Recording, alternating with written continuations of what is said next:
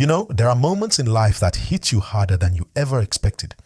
And for former President Goodluck Jonathan, one of those moments wasn't losing the 2015 presidential election to Muhammadu Buhari. It wasn't stepping down from power. It was something that happened thousands of miles away in a small West African country called Guinea Bissau. And today we're going to unpack this entire story because it's absolutely fascinating. And it shows us a side of leadership and pain that many people don't talk about. So let me take you back a bit. Goodluck Jonathan, as we all know, was Nigeria's president from 2010 to 2015. He made history by becoming the first sitting Nigerian president to concede defeat in an election. That was a big deal. It was March 2015 and Buhari had just won the election. Many people thought Jonathan would feel devastated, broken even.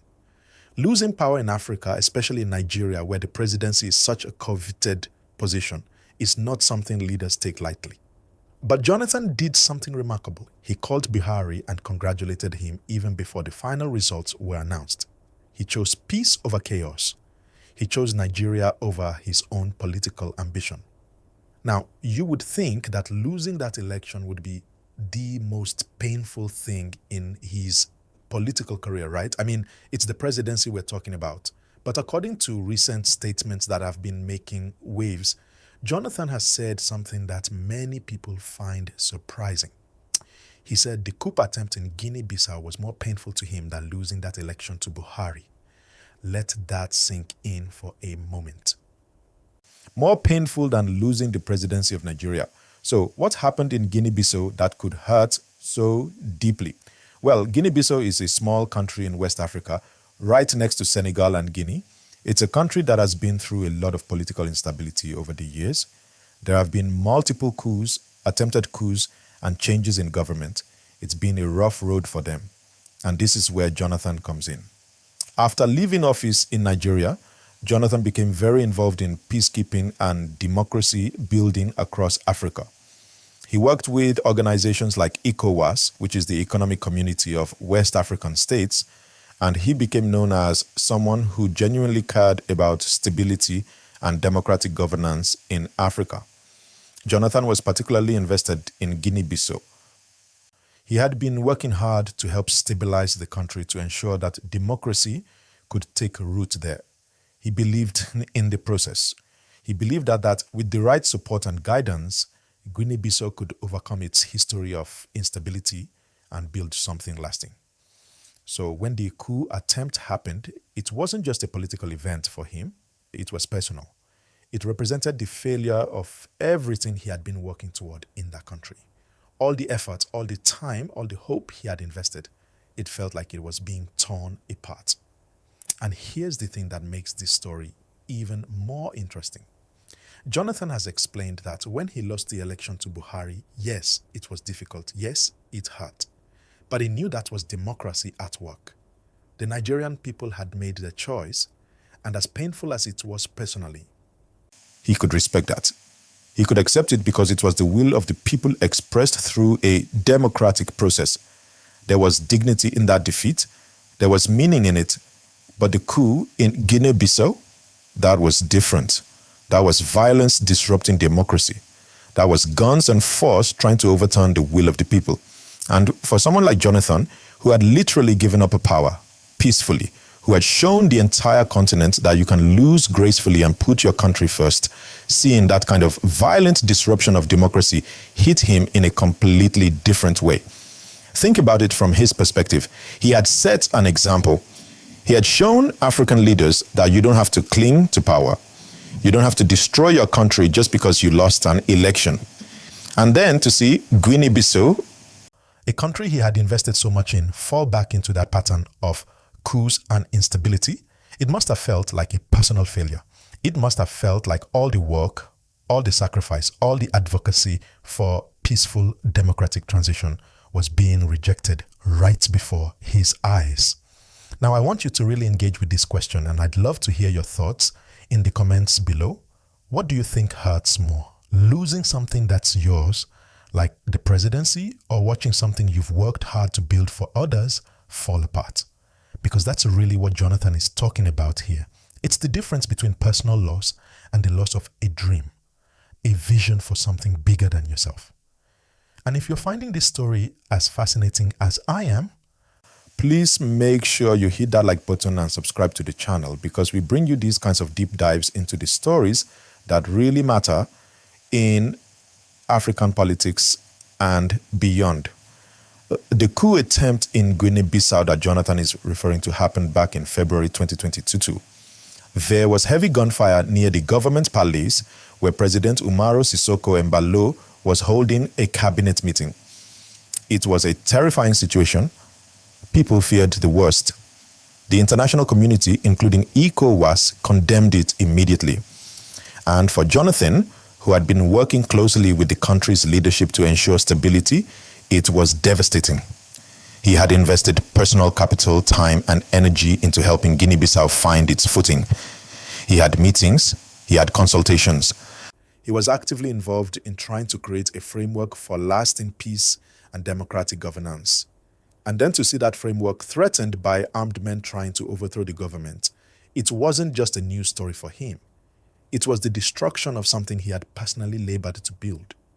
This is what makes his statement so powerful. It reveals something about his character, about what drives him. It shows that for Jonathan, his legacy isn't just about the years he spent as president of Nigeria. It's about the broader impact he can have on African democracy and stability. It's about being part of something bigger than himself. You see, when leaders leave office, they have choices about what to do next. Some fade into the background. Some write books. Some enjoy their retirement. But some, like Jonathan, choose to remain engaged in trying to make the continent better. And that engagement comes with its own kind of pain. When you care that deeply, when you invest that much of yourself in trying to help other countries find stability, watching them slide back into chaos hits differently. It hits harder because it's not just about you anymore. It's about the people who suffer when coups happen. It's about the families torn apart by violence. It's about the democratic institutions that get weakened every time someone decides that guns are better than ballots. Jonathan's statement also raises important questions about leadership in Africa. We live in a continent where peaceful transitions of power are still not the norm in many places. We've seen leaders cling to power for decades. We've seen them change constitutions to extend their terms. We've seen them use violence and intimidation to stay in office. And then we have Jonathan, who voluntarily stepped aside when he lost an election. That's rare, that's special. And his pain over Guinea-Bissau shows us that he genuinely believes in the principles he demonstrated. This isn't just talk. This is someone who is deeply committed to the idea that democracy matters, that peaceful transitions matter, that the will of the people should be respected. But let's also be real about something. Jonathan's presidency wasn't perfect. There were criticisms, there were challenges, there were issues with corruption, with security, especially with Boko Haram. Not everyone looks back at his time in office with fondness. But what cannot be denied is how he left office.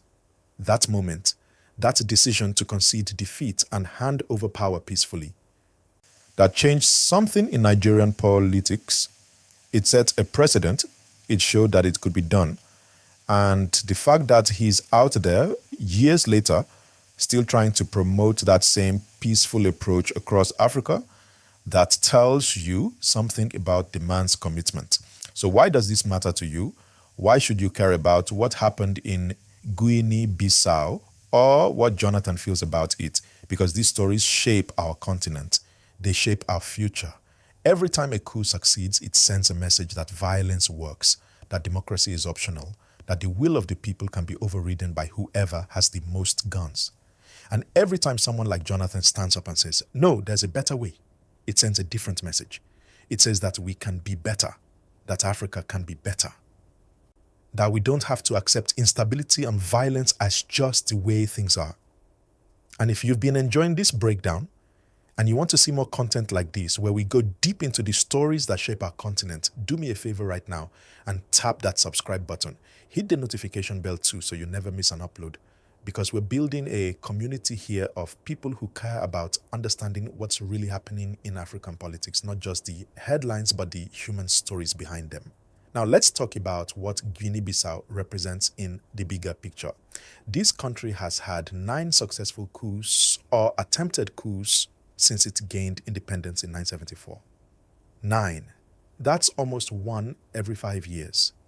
No elected president has ever successfully completed a full 5-year term in office. Think about that. Imagine living in a country where you vote for a leader and deep down that there's a good chance they won't finish their term because someone with guns will try to take over. That's the reality for the people of Guinea-Bissau. And that's what Jonathan was trying to change. That's why it hurt so much when the coup attempt happened, because it represented the continuation of a cycle that he was desperately trying to break. The work that Jonathan and others like him do through organizations like ECOWAS is crucial. They go into these countries, they mediate between political factions, they try to create agreements that everyone can live with, they monitor elections, they provide support for democratic institutions. It's patient, difficult work that often happens away from the spotlight. And when it fails, when a coup happens despite all that work, it's heartbreaking for the people involved because they know what's coming next. They know about the instability, the economic decline, the suffering of ordinary people that follows when military force replaces democratic governance. Jonathan's pain also reflects a broader frustration that many democracy advocates feel across Africa. There's been progress, yes. More countries are holding elections, more leaders are respecting term limits, but there's also been a regression. We've seen coups in Mali, in Burkina Faso, in Niger, in Guinea-Conakry, in Sudan. We've seen democracy under pressure in many places. And for people who believe in the democratic project, who believe that Africa's future depends on building strong democratic institutions, each coup, each breakdown, each return to military rule feels like a step backward. But here's the thing that gives me hope. And I want to know if you feel the same way. The fact that Jonathan can openly talk about this pain, the fact that he's not giving up despite the disappointments, that tells me that there are still people fighting for a better Africa. There are still leaders who believe that we can do better, that we don't have to accept instability as our fate. And the more we support that vision, the more we demand accountability from our leaders, the more we insist on democratic governance, the more likely we are to see real, lasting change. So when you think about Jonathan's statement, don't just see it as a politician talking about his feelings. See it as a window into what leadership can mean. See it as a challenge to all of us to care about democracy, not just in our own countries, but across the continent. Because when Guinea-Bissau suffers from instability, it affects the whole region. When any African country slides back into military rule, it makes it harder for all of us to argue that democracy is the right path forward. We're all connected. What happens in one country ripples out to others. And before we wrap up, I really want to hear from you. Drop a comment below telling me what you think about Jonathan's statement. Do you think he's right that the coup was more painful than losing the election? Do you think African leaders should be more involved in helping other countries on the continent? What do you think needs to happen for places like Guinea-Bissau to finally break the cycle of coups and instability? Let's have a real conversation in the comments because that's what this channel is all about. We're not just here to consume content. We're here to think critically about our continent and our future. And if you haven't already, please hit that like button. It really helps the channel grow and reach more people who care about these issues.